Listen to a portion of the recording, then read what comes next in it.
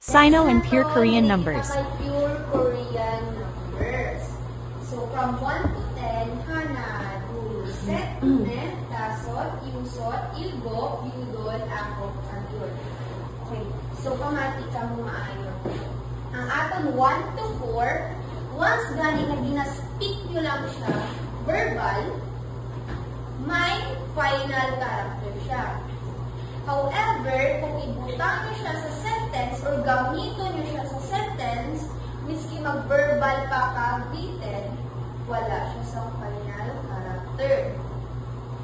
Magiging han, bu, se, ne na lang siya. Han, bu, se, ne na lang siya. Pero kung kaisip lang ka mula, yung mga malang isipan yung isa katao mula.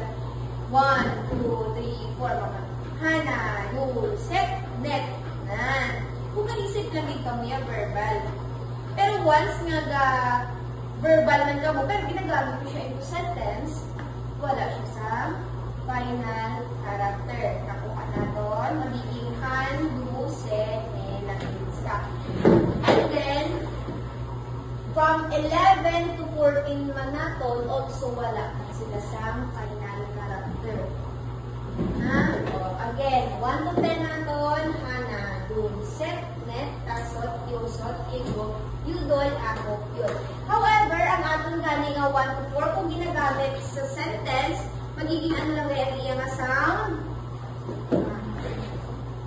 Sige na, ano? Ang ba nyo? Yes, han, du, se, ne. Di ba lang na ni aton 1 to 10? Paano naman kung 11 to 19? From 11 to 19, same case